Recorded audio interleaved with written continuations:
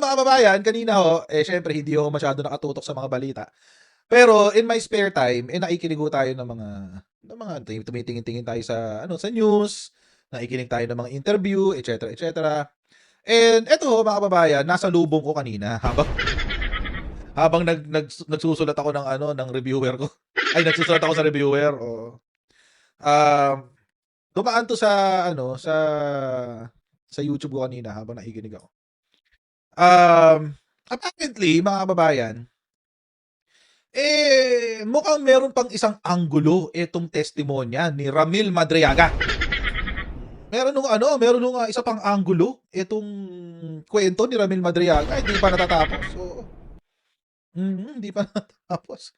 At mga kababayan, so itong sa una, eh, tawag dito, related ho yung kanyang testimonya directly kay Sara Duterte. Hindi ho ba? Yun ho yung nakasulat sa kanyang affidavit. Directly kay Sara Duterte. But indirectly, mga kababayan, indirectly, mukhang tatamaan din si Rodrigo Duterte dito, guys. Sa testimonya na to ni Ramil Madriaga. Bakit? Kasi, wait lang ilalagay ko lang dito sa aking materyales. Kasi di ba naalala nyo dun sa kanyang sa kanyang affidavit, meron siyang sinabi tungkol sa Oplan Double Barrel. Naalala nyo yun?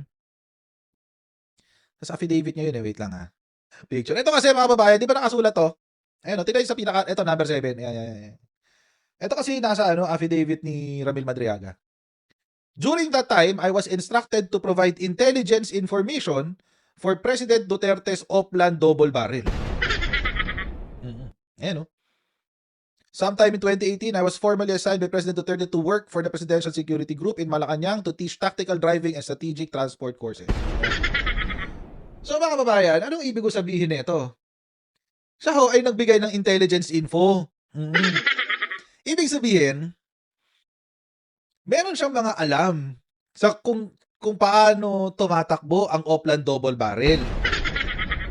Sa mga hindi ho nakakaalam ng Oplan Double Barrel, ito po, mga kababayan, sa ibang salita, ay yung tukhang. Ito yung tukhang, mga kababayan. At, so alam niya.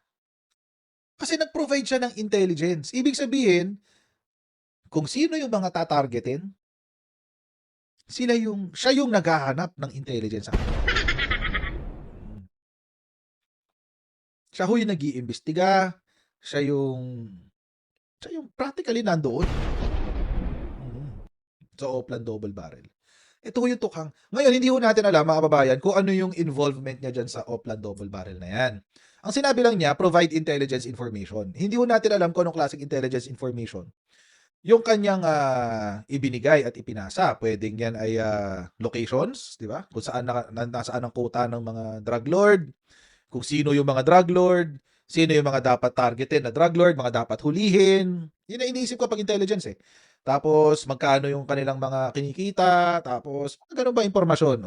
Ilan ang tao nila, ano yung network, ano yung organizational chart, whatever, kung meron, yung kanilang organisasyon, etc. etc. Ngayon, mga kababayan, malamang sa malamang, may alam siya dun. So, kanina sa isang interview, napag-usapan ho yan. Yung kanyang alam dito sa Oplan Double Barrel. Pero hindi ho siya ang tinanong ho dito ay si former Senator Antonio Trillanes. Oo. Eto na. Which I think, mga kababayan, ako, hindi naman issue sa akin yun. Pero si former Senator Antonio Trillanes, I think, is starting to build a strategic alliance with admin supporters. It's a strategic alliance. Pero wala problema dun. Importante, we have a common enemy for now. Okay lang yun. At saka, mga kababayan, it seems, over the course of time, itong si former Senator Trillanes, unti-unting nabivindicate. Nabivindicate siya unti-unti. Ang pinagtataka ko, mga kababayan, bakit hanggang ngayon, wala pa rin comment ang mga Duterte dito? Hanggang ngayon wala pa rin silang comment. Hindi nila binibigyan ng pansin. Mamaya bibigyan ko kayo ng ng posibleng dahilan diyan. Ako may tsuri lang naman ako, may tsuri. Pero tingnan natin. Tingnan natin kung kasi ang tagal na pinag-uusapan eh. 'Di ba? Ilang araw na. Actually kung tutuusin, isang linggo na nga eh. Kilala natin ang mga Duterte, mga kababayan, kapag binira mo sila, the following day may bago silang balik, 'di ba? Hmm. So, ano kaya meron? Pakinggan natin 'tong interview. Zoom si dating Senador Antonio Trillanes IV. Magandang hapon po, Good afternoon, sir. Magandang hapon po, kasama nga Sandro at kay Miss Man. Oo, ay na-monitor nyo naman po, no? Kahit nung una pa man, yung naunang affidavit din ni Madriaga. And siguro yung conversation din po kanina, na kumbaga tayo parang nag-interview, via hindi email. Parang nagpadala lang tayo ng karagdagan pang tanong, na tanong ng publiko. So yun po, sa mga nalaman nyo na kay Madriaga, ano pong inyong nakikita? Sir. Ganito po, I will be suspending my judgment about yung credibility ni Mr. Madriaga until makausap ko siya. No, which I intend to do in the coming weeks para lang makita natin kung ano ba ito, what is this guy really about. Pero having said that, based on do sa mga nakikita natin at naririnig natin from the lawyers and from other open sources, ano siya, talagang meron silang connection, meron silang links with the VP Sara and the office itself. Kaya yun yung starting point kasi, para lang ma-weed out natin yung possibility that this is some random Juan de la Cruz na na gustong gumawa ng eksena. So ruled out na yun. So ando doon na tayo. Na meron talaga siya, loob talaga siya. Ngayon, ang next natin ipoprove is yung mga ibang claims niya. Mabibigat yun. Mabibigat yun, kaya kailangan natin dahan-dahanin yung pag-ascertain ng veracity.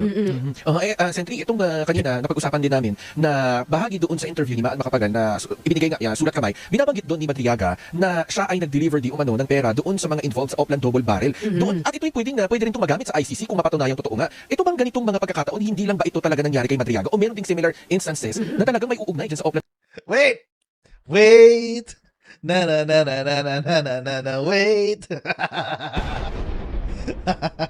Ano daw sabi mga kababayan? Balik natin ang bahagya.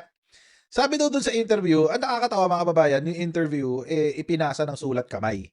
Ipinasa sa sulat, tapos sumagot din si Madriaga, sulat din. Oo, so hindi natin ma-check yung veracity nun, but let's assume na yun talaga yun, si Madriaga talaga yung sumagot, no? Isa daw sa mga naging trabaho ni Madriaga sa pagde-deliver niya bilang isang bagman, hindi lamang mag-deliver ng mga kinurakot ni Sara Duterte.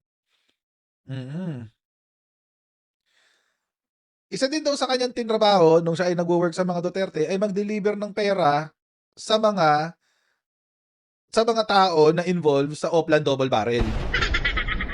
Yun ang sinabi kanina. Kaya pakinggan natin ulit game. Sentry, itong kanina napag-usapan din namin na bahagi doon sa interview ni Maan Macapagal na ibinigay nga sulat kamay, binabanggit doon ni Madriaga na siya ay nag-deliver di umano ng pera doon sa mga involved sa Oplan Double Barrel. Naguy! Grabe. Juicy yun Oo, juicy yun guys. Oo. Kanino kaya siya nag-deliver? Oo. Kanino kaya siya nag-deliver, guys? Oo. Kasi mukhang, di ba, dinideny nila na wala dong reward system? Wala rong reward system, sabi nila Oo, wala rong reward system. Kung walang reward system, edi kanino nag-deliver?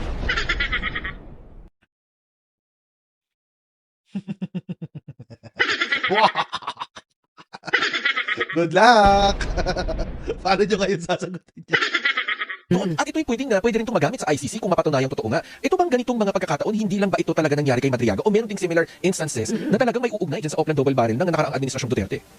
Kung totoo po at ma-prove natin na totoo yung sinasabi niya regarding that, iyan na mismo ang isang key information that may contribute dun sa pag-prove nung kaso kila Duterte, kila Bato and the others. Pero sabi ko, well, as it is, kompleto na yung ebidensya in that regard sa ICC cases. But it won't hurt kung madadagdagan, provided ma-prove natin later on na totoo. Ngayon, yung sa tanong mo, Sandro, sa sobrang dami kasing pera na pumasok nung panahon nila Duterte, hindi lang pera ng gobyerno ito, pera ito ng pogo, ng illegal drugs, na sa kanila dumadaan kasi sa kanila naglalagay Sila yung, sila yung mafia head, di ba, nung mga panahon na yun. Kaya lahat, at ang information natin on, kunyari, yung mga DPWH, yung racket, lahat yan, hindi lang nagbibigay kay Duterte, kila Bongo, pati dun sa mga magkakapatid. Meron silang share. Dito sa Pogo, ganun din. Hindi. Kaya pala may mga ghost project nung panahon ni Digong. At kaya rin pala hindi pinaghuhuli yung mga ghost project nung panahon ni Digong. Kasi may delivery pala sa kanila. Well, syempre, alam na natin yung kay Bongo. Syempre, Mr. CLTG. Alam na natin agad yan. Pero syempre, yung sa mga anak niya, given na rin yun sa budget. Diba? 51 billion kay Pulong. Hindi natin alam kung magkano yung naging infrastructure budget ng ng LGU ng Davao City mismo. Hindi natin alam yan. Kasi sa Davao City, sila mismo ang nagde-determine ng mga infra project nila. Meron silang mga project doon. Sila mismo ang nagpupondo. Hindi natin alam magkano yung kupit nila doon. So, definitely, merong merong mga kickback yan paitaas papunta kay former President Rodrigo Duterte. Ito parang para sa buong pamilya. Hindi, hati-hati yan. Customs, hati-hati yung entrego sa kanila. Kaya sa sobrang dami ng perang pumapasok, kailangan talaga nila yung mga katiwala na magpukuhan ng pera, maghahatid ko saan, para lang ito ay makarating doon sa kailangan na makakuha ng mga pera na yun. At yung issue rin po ng national security, dahil doon sa panibagong yung handwritten note, yung sagot ni Madriaga kay Maan Macapagal, may binabanggit na siyang PLA doon mismo sa Bataan. So, Dumadaong yung submarine pa yun at 100 Chinese military ang nakita. Hindi lang, ito yung sinasabi ng mga magsasaka, no, na sinasabi na agawan ng lupa doon, na tinulungan nga ni Madriaga. Ano po yung implikasyon din ito kung mapatunayang totoo ito? Alam niyo, yung mga reports na ganyan, even naman nung kasagsagan ng Pogo, dumadaan sila mismo sa mga airports, di ba? Sa mga airports. Ngayon kung yung mga ganyang dumadaan sa ibang means, no? Hindi sa front door, ika nga, baka magpapasok ng droga, armas, kung ano-ano. At alam naman natin na yung nakita na yan doon sa Quadcom hearings, na kung ano yung mga ginagawa nila doon sa mga township na Pogo. Di ba? Yung kay Alice Guo, di ba? Ganun. Tapos meron nga itong sa Bataan, yung ginagawa ni Harry Roque. Talagang, siya, naging threat to national security na siya. Kaya nga, pag-upong ni President Marcos, kung hindi siya pro-China, pinasuspend ka agad ito dahil nagiging pugad, hindi lang ng mga illegal na mga krimen, kung hindi, ito mga national security threats. Kaya kailangan natin i-trace talaga lahat ng mga pinagagawa nila noong panahon ng mga Duterte. Si Congressman Laila De Lima ay dumalaw na rin. Kaya Madriaga sa BJMP dahil sumulat si Madriaga kay Congressman De Lima, no, na tulungan siya or gusto niyang ikwento nga rin sa kanya itong mga nilahad niya sa sworn affidavit. Kayo po ba nag-usap na ng kongresista, kumbaga, sa mga napag-usapan nila ni Ramil Madriaga? Not after, but she consulted me about this. So, pinag-usapan naman namin kung ano yung mga initial, na tipong initial thoughts and yung mga agam-agam namin. So, she proceeded and interviewed si Madriaga. But, ganun din, she intends to proceed slowly with this new witness. Kasi ayaw natin din na, mapatibong tayo o ano man, diba? Tapos, ultimately, mahihimayan pag nagkaroon ng congressional hearing, makikita natin, masasaksihan ng mga kababayan natin kung talagang totoo yung mga sinasabi ni Mr. Madriaga. Sa ilang Which actually, mga kababayan, ang nangyayari ngayon, itong si Congressman Benny Abante, gustong itulak ngayon ang Quadcom 2.0. Gusto yung magkaroon din ng Quadcom, specifically to investigate kung ano yung sinasabi nito ni Ramil Madriaga. Kasi masyado siya maraming sinasabi. May sinasabi siya tungkol sa land grabbing sa Bataan, may sinasabi siya tungkol sa war on drugs, na siya, ngayon, sinasabi niya, nakasama daw siya sa mga delivery people ng war on drugs. And may sinasabi siya na ang pera daw ni Sara Duterte noong 2022 pang-kampanya ay galing sa drug lords at saka sa mga pogo operators. So, etong si Congressman Benny Abante gustong magbukas muli ng investigasyon dito sa parang Quadcom ulit, part 2. Quadcom part 2. And I'm not opposed to it. I'm not opposed to it, pero pwede rin naman. Naisip ko lang, is now the best time. Kasi kung ako tatanungin, gusto ko munang intayin matapos yung 1-year bar ng impeachment. Kung ako tatanungin, pwede rin naman umpisahan na kung gusto nila, di ba? Sila naman masusunod, di naman tayo eh. Pero kung ako tatanungin, gusto ko munang mag-umpisa yung matapos yung 1-year bar sa impeachment. And then, kung magpa-file ng impeachment complaint, edi mag-file ulit. And then, kung matutuloy na finally yung impeachment, edi mag-supplemental evidence yung kay Ramil Madriaga. Otherwise, kasi baka mamaya pumalpak na naman yung pagpa-file ng impeachment, kontrahin na naman ng Supreme Court for whatever reason there is.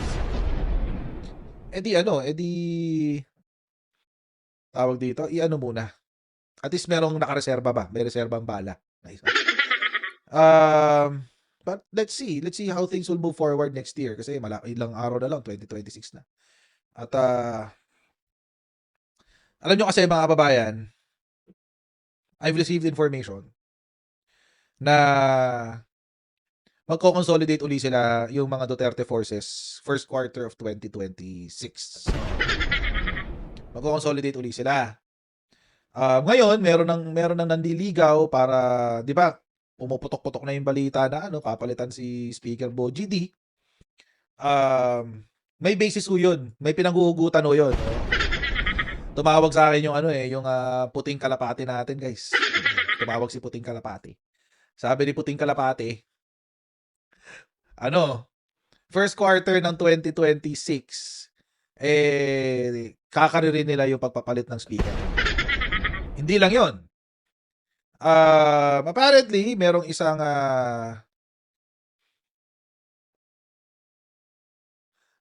high-ranking government official, national official, na tinatrabaho na ngayon ang AFP as early as now. Tinatrabaho na siya ang AFP ngayon. At hindi lang yon mga kababayan. Hindi lang yon. Apparently, sabi sa akin ni puting kalapate, sabi niya, Coach, alam mo ba? Sabi ko, hindi pa, mukhang malalaman ko na. Oo, sabi sa akin niya. Oo, sabi niya, Coach, alam mo ba? Na hindi na lang AFP ngayon ang kanilang nililigawan. Sabi ko, sino pa? Maliban sa AFP, PNP. Alam na natin yung given na yan, Coach. Sabi ko, sino pa? Ay! Nagulat ako sa sinagot. BJMP, mga kababayan. Pati BJMP. Oo. Which, mga kababayan, napaisip ako. Bakit kaya labas-pasok daw ang Sara Duterte sa BJMP?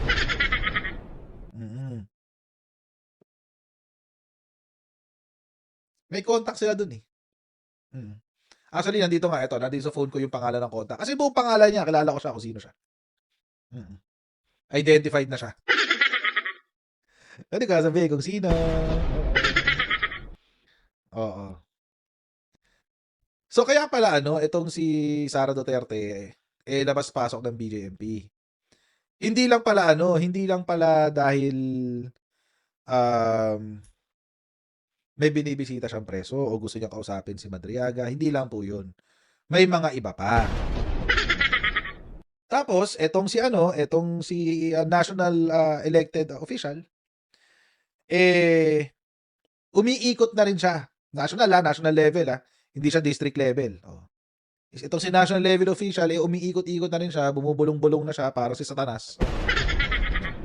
Bumubulong-bulong na siya doon sa mga nasa AFP, kinukumbinse yung mga medyo bata-bata ng konti, kinukumbinse na lumipat na sa kanila. So, sino natin? Pero ilo-launch daw nila yung operation ng first quarter ng 2026. Yan natin kung ano mangyayari dyan kasi puro sila operate. Pang-ilan na to, guys? Reports sa Sentry, sinasabi ni Congressman De Lima, kumbaga nag-request siya sa BJMP, ay dapat daw ay masiguro yung kaligtasan ni Madriaga sa loob ng piitan. Habang tayo ay syempre kumukuha ng mga sapat na ebidensya, pruweba sa kanyang mga inilahad. Sentry. Yes, I totally agree. And mukhang doon sa kung nasaan siya ngayon, komportable sila doon sa kanilang seguridad. At I think yung si Atty. Palad would be in a better position to make that assessment. But pagka after New Year, pagka talagang na-vet ito ng maayos at mukhang totoo nga yung sinasabi, edi kailangan talagang ilipat siya sa mas secure na lugar. Pero Sentry, di ba, nangyari yun Sinabi rin naman niya, ang Office of the Vice President, yung staff, hindi ko alam kung na-establish ba ng mismo ang Vice Presidente ay dumalaw na rin sa kanya at one point. Oo, Sentry. At kumbaga may project daw doon ng OBP. Ang pinagtataka lang ni Madriaga, bakit sa Annex 2? Bakit hindi rin kayo sa 1, 3, 4, 5? No? Parang tinry din siyang makausap. Lalo pa yung gano'n. Oo, Sentry, ano masasabi niyo? Yes, I think that's easily verifiable. At yun na nga, kung totoo yan, talagang suspicious yung actions na. Kasi mukhang naghahabol na ito na tipong ngayon sila nagkukumahog como naglabas na ng impormasyon. But I think it would be too late. At this point in time, nag-decide na siguro si Madriaga, assuming totoo yan, na talagang kumalas na.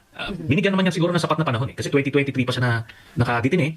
At si Harry Roque nag-file ng kaso. Yun yung nakakaano dito. Ang medyo nakakadagdag sa credibility nito ni Mr. Madriaga is yung kaso niya is directly related doon sa mga allegations niya. Nag-file siya ng kaso kay Harry Roque before siya kinasuhan ni Harry Roque. Kaya makikita mo nung may connection, tapos ngayon itong mga farmers na sinasabi, pag lumabas ito, idagdag yan sa punto sa kanya. So slowly nababalidate yung mga ano niya, mga bona fides, ika nga. Eh kung Actually, yung kwento niya dun sa sa mga farmers ng Mariveles, ano na talaga yan? Matagal nang validated yan. Naalala ko nung inaresto si Rodrigo Duterte at biglang nagpakita si Harry Roque sa The Hague at in-announce na siya ay mag-a-apply ng asylum. Na by the way, mukhang lumipat na siya ng mukhang itong si Harry Roque wala na sa The Hague. Mukhang lumipat na siya ng Austria. Kung babasahin natin itong naging sulat ni Madriaga kay former senator now congresswoman Laila de Lima. Meron tayong mababasang parte dito na dito nag-umpisa daw noong 2021, nakakita daw siya ng grupo ng farmers sa Bataan na namamalimos ng damit tsaka pagkain. Nalaman daw niya na sila daw ay pinaalis sa kanilang mga sariling lupa at ang kanilang lupa daw ay kinatitirikan na ng mga Chinese-looking, speaking, tapos naka-military uniform individual. So PLA, People's Liberation Army. Tapos naging curious daw siya at kinausap daw niya yung mga magsasaka. Tapos I came to know some of the farmers, lawyers named Attorney Anselmo Carlos. Attorney Carlos told me that 2 corporations are behind the canceling of the title around Lagi, Mariveles area. Attorney Culos was killed together with his driver in an ambush in Porac, Pampanga Road. Yun. Ito yata yun. So mukhang totoo yung kwento. 2020. Ayan, Anselmo Carlos and his driver Marshal Mendoza were shot in front of San Vicente Chapel along Porac Guagua Road in Barangay Vicente at around 9:10 a.m. Tuesday. So, tinukhang tong dalawa. Ngayon, ang kanilang kwento dahil daw sa mayoralty candidate. He figured prominently in several land dispute cases in Central Luzon. He was allegedly a lawyer for LLL Holdings in the Hacienda Dolores land dispute in 2013, sabi. Pero, this time, naging biktima naman siya ni Harry Roque. Natuluyan. So, kung related itong kwento nito ni Madriaga dito sa nangyari na ambush na to, di verified, di ba? Verified ngayon yan. Tapos, as I went on in my investigation, I learned that Attorney Harry Roque and his wife are behind the land grabbing and was able to talk to Harry Roque in front of Kamaya Resort. He was in complete denial and he even insulted and threatened me instead. Okay, with all the evidences I gathered, we filed a case against Harry Roque before the Office of the Ombudsman. So ito na yung kinuwento niya. So kung pagbabasihan natin yan, mga kababayan, meron talagang dahilan para kabahan ng mga Duterte. kung pag-uusapan yung Pogo, alam naman natin na tumayong abogado, 'di ba? At may kinakaharap siyang kaso. Kaugnay niyan. Yes, yun na nga. Kaya nga, yun yung isang mabigat na patunay doon sa mga kiniklaim ni Mr. Madriaga. Kasi ang nagkaso mismo si Harry Roque. Hindi ito parang ibang krimen na totally unrelated na ano lang siya, naghahanap siya ng paraan para makawala doon sa kanyang predicament. Ito hindi. Yun mismo yung connection. Kaya talagang magkakasama ito. Ngayon ang kailangan na lang natin hihimayin at ipoprove isa-isa yung mga specific allegations niya. Yung mga hatiran ng pera, mabigat yun. Kasi talagang contributory yun doon sa, whether it's an impeachment case kay Sara, doon sa plunder case niya, o doon sa ICC case. Lahat yun, yung galawan ng pera na yun, malaking bagay yun.